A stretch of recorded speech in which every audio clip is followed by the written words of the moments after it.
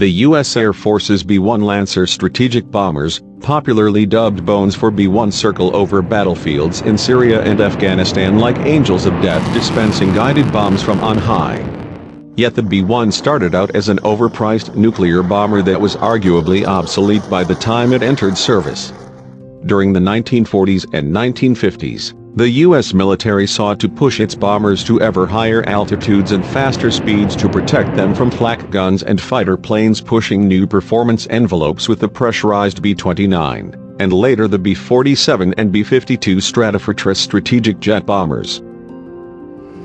The B-1B had 3 internal bomb bays, allowing it to carry up to 24 B-61 or 1.2 megaton B-83 nuclear gravity bombs between them, each many times more powerful than the atomic bombs dropped on Japan.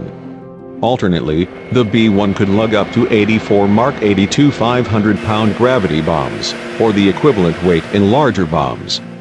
A theoretical maximum bomb load of 125,000 pounds was never implemented operationally.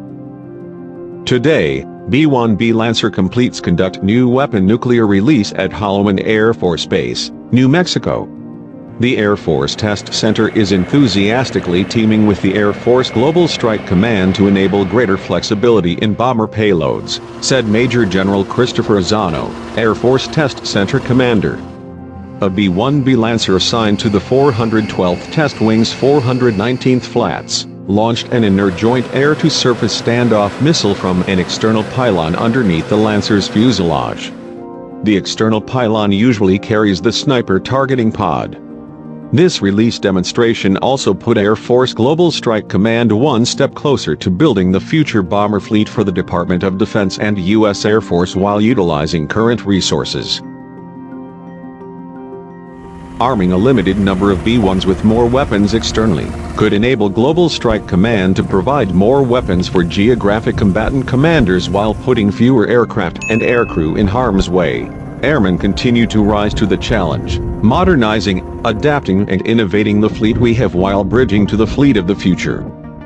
A targeting pod pylon was modified mechanically to allow for different connector configurations, and the internal wiring was replaced with harnesses that would support its new role.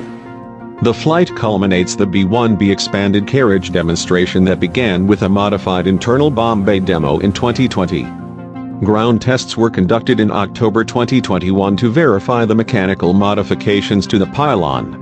A captive carry flight then took place in November, which helped set up the external release mission.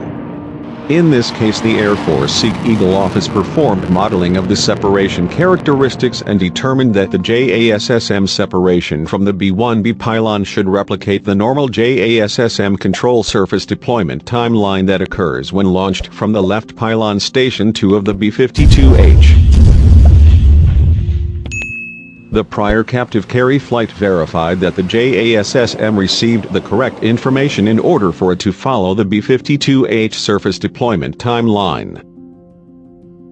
The orifice settings and cartridges used for the MAU-12 ejector rack assembly also ensured that the JASSM would separate with a nose-down pitch moment, which was confirmed during the box drop test earlier this year, Martinez added. However, there is no substitute for physically releasing a JASSM while in flight, said Corey Kaufman. I'd say it's pretty important. Flight testing is a unique environment. Ground tests and simulation are great, but there's no alternative to flight test.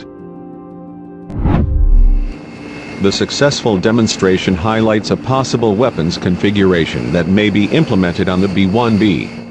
External pylons were originally designed for use on the B-1s but were later scrapped to comply with the Strategic Arms Reduction Treaty.